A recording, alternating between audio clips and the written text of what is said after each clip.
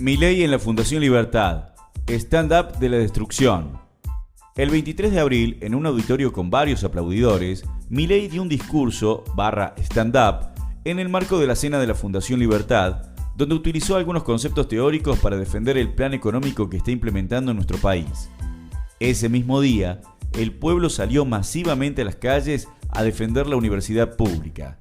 Ambas acciones, el discurso y la marcha, están conectadas no solo porque ocurrieron el mismo día, sino porque lo que Milei expresó en su alocución es la definición conceptual de su plan. En ese plan no hay ni universidades ni nada público. Para decir estas cosas, se funda sobre algunos elementos reales. El Estado, dirigido por la clase que domina, no responde a las necesidades de la población. Pero frente a eso, la estrategia presidencial es eliminar las conquistas históricas de nuestra clase y fortalecer el ángulo del Estado que sí les sirve, el de la represión y la concentración capitalista. Afortunadamente, somos muchísimos, los que estamos cuestionando los planes de la motosierra, la licuadora y todas las formas que adquiere el ataque a nuestro pueblo. En esta nota intentamos desmentir algunas de las afirmaciones expresadas por el presidente y oponer a los planteos liberales libertarios y neoclásicos en términos económicos, la teoría marxista y las propuestas verdaderamente socialistas para dar una salida. Porque la tarea inmediata es terminar con el plan de este gobierno, pero también tenemos que pensar y construir la sociedad que queremos que surja cuando eso pase. Sobre el origen del dinero y su función actual. ¿Es la inflación un fenómeno monetario? En el discurso, Milei dijo que el dinero es un bien de intercambio indirecto y que la contraparte de la demanda de dinero es la demanda de bienes de consumo, y explicó que según la teoría neoclásica de Friedman, la demanda de esos bienes de consumo depende de lo que ellos llaman los parámetros profundos, que serían las preferencias, las tecnologías y las dotaciones. Desde esta lógica básica, sin el Banco Central de la República Argentina emitiendo dinero, la demanda de dinero debería ser una cosa dura y eso debería igualarse a la cantidad de dinero dividido el nivel de precios.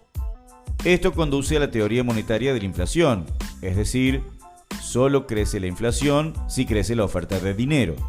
Entonces, Milei explica que como desde que asumieron no emitieron, esa es la razón por la cual la inflación está bajando.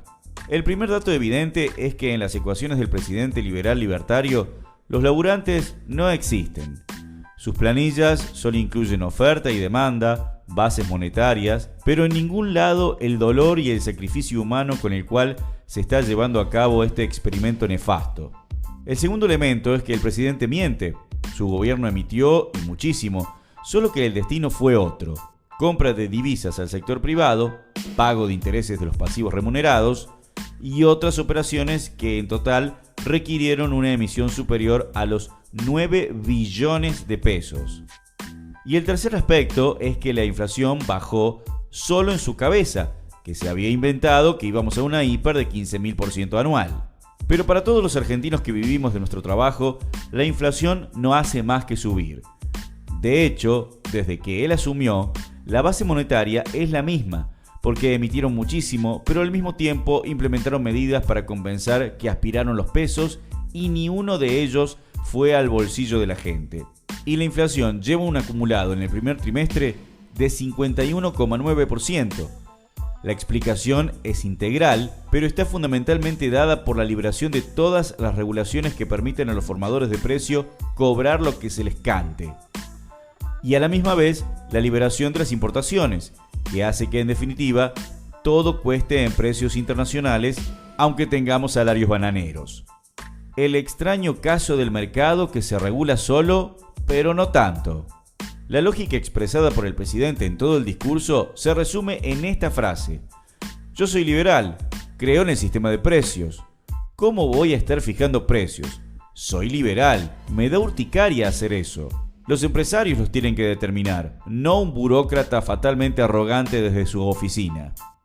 Sin embargo, una vez más, el presidente miente, porque con las prepagas, el gobierno tuvo que intervenir para no seguir deteriorándose en la clase media, y luego de que las empresas subieran un 200% en 4 meses, la Secretaría de Industria y Comercio, dependiente del Ministerio de Economía, obligó a las prepagas a retrotraer los precios a diciembre del 2023 y actualizarlos por el IPC. El argumento de esta excepcionalidad sería la presunta cartelización de las prepagas, es decir, que las grandes empresas se ponen de acuerdo para fijar el precio. Entonces, en lugar de libre competencia, lo que hay es eliminación de la misma. El problema es que estos economistas notables se comieron 100 años de historia.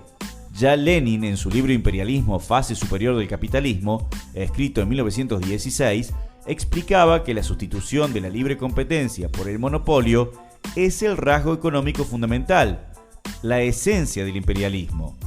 Por poner ejemplos locales, menos de 10 empresas concentran el 90% de la producción de alimentos en nuestro país y otras 4 concentran el 80% de la distribución minorista, es decir, supermercados.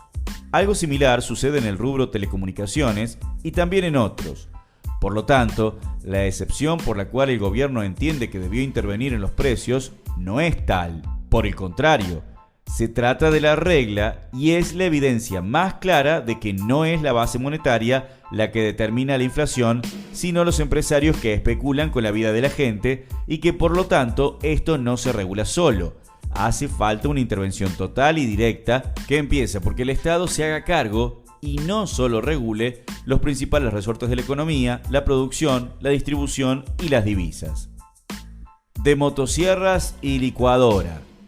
Sobre su plan económico, Milei dijeron es muy poquito de motosierra y mucho de licuadora.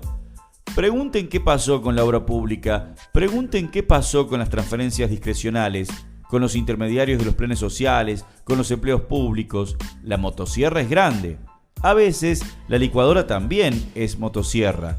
La motosierra es cuestión de tiempo. Una confesión que no requiere mucha más explicación. La combinación es catastrófica para los sectores populares. A la licuación de los ingresos de los trabajadores formales e informales, jubilados, beneficiarios de ayudas sociales y profesionales, se suma el recorte en todo lo público, el frenazo de la obra pública, el hachazo en salud y educación, la destrucción de miles de puestos de trabajo y la apertura total de la economía. El resultado es una tragedia para las mayorías sociales y una fiesta para los sectores concentrados, que son los que están detrás de este gobierno y ven cómo sus bolsillos se llenan cada vez más. La lucha es el freno. Al mismo tiempo que el presidente decía todas estas barbaridades, millones en el país nos movilizamos en defensa de la educación pública en una marcha federal que lo dejó descolocado. Hay que seguir ese camino y las direcciones, tanto sindicales como políticas, tienen que estar a la altura de los tiempos que corren y de los grandes desafíos que tenemos por delante. Hay fechas fundamentales en el horizonte próximo que deben encontrarnos con más fuerza que nunca en las calles luchando, empezando por este 29 que comienza el tratamiento de la ley Bases y tenemos que llenar las plazas para rechazarlo y también para construir colectivamente un proyecto de país alternativo al caos actual y al de las cúpulas peronistas que durante años ocuparon el gobierno y a pesar de las falsas promesas no resolvieron ninguna de las grandes necesidades de nuestro pueblo y hoy especulan y negocian.